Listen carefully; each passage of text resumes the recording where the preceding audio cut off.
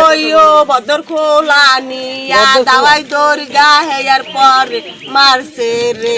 5 মের পর মায়ের কোল আলো করে পৃথিবীতে এসেছিল মারুফ সর্দার, কিন্তু জমি জমার বিরোধের জেরে মাত্র 16 বছর বয়সেই পৃথিবী থেকে বিদায় নিতে হলো তাকে।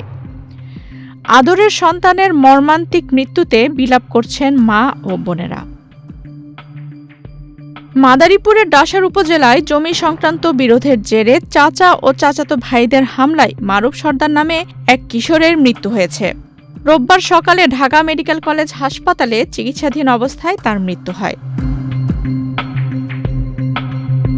নিহত মারুফ সর্দার ডাসার উপজেলার বালিগ্রাম ইউনিয়নের খাতিয়াল এলাকার নূর ইসলাম সর্দারের ছেলে।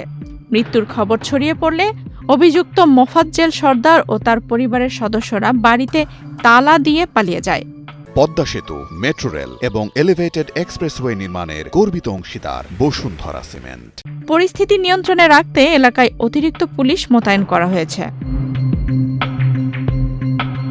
স্থানীয় সূত্রে জানা যায়, জমি নিয়ে দীর্ঘদিন ধরে নূর ইসলাম সর্দারের সঙ্গে তার চাচাতো ভাই মোফাজ্জেল সর্দারের বিরোধ চলছিল।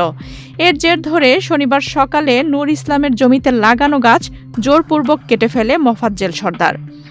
এই ঘটনায় বাধা দিতে গেলে প্রথমে নূর ইসলাম ও তার পরিবারের ওপর হামলা চালানো হয়। পরে আহতদের হাসপাতালে নেয়ার পথে ভদ্রখোলা এলাকায় তাদের গতিরোধ করে আবারও হামলা চালানো হয়। এতে মারুফ সর্দার সহ তার বোন গুরুতর আহত হন।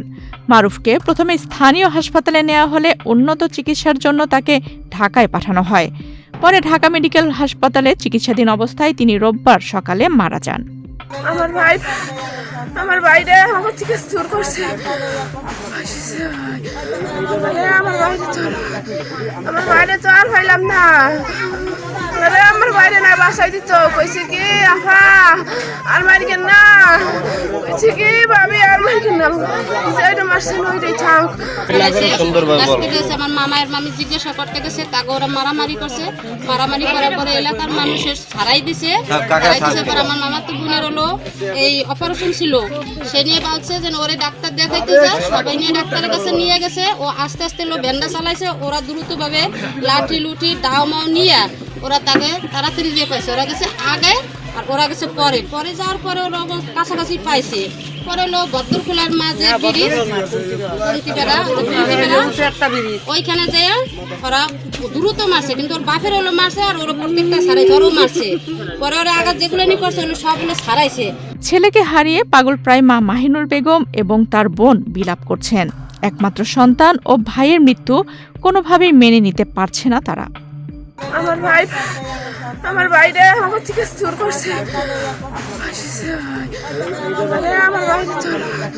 আমার বাইরে তো আর পাইলাম না, আমার বাইরে না বাসায় দিত, কইছে কি আফা আর মারিকেন না, কইছে কি ভাবি আর মারিকেন না, সেটা মারছি। আর বাকটি ঠেলগা মেলগা দিছে সারাই মারাইয়া এরপর আইসি পারা হন ওর বাবা রাত কামড়াইয়া কুত্তাল্লাহানি সিরগা বিরগা আলাইছে।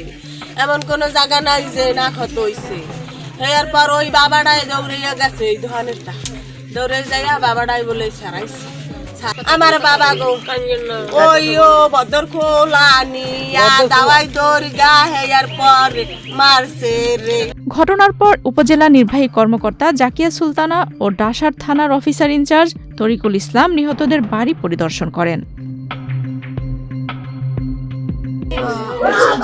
ঘটনাটা ঘটে সেজন্য সাথে একটি মামলা গ্রহণ করে এবং সেই মামলা চলাকালীন সময়ই এখানে যে মারামারি হয়েছিল, যাকে হসপিটালে নেওয়া হয়েছিল একজন মারা গিয়েছে। তো সেই প্রেক্ষিতে যিনি মারা গিয়েছে তার পরিবারের সদস্যরা ওই মার্ডারের প্রেক্ষিতে ব্যবস্থা নিচ্ছে এবং পুলিশ এখানে যথাযথ আইনগত প্রক্রিয়া অনুযায়ী কাজ করছে। বর্তমানে আইন শৃঙ্খলা পরিস্থিতি স্বাভাবিক আছে। আমি আমরা এখানে এসেছিলাম এবং সবার কাছ থেকে যে বিষয়টা শুনেছি আইন শৃঙ্খলা পরিস্থিতি স্বাভাবিক আছে এবং আমরা তৎপর আছি। যে কোনো বিষয়ে আমরা আইন শৃঙ্খলা পরিস্থিতি স্বাভাবিক রাখার জন্য সর্বোচ্চ চেষ্টা করব। এবং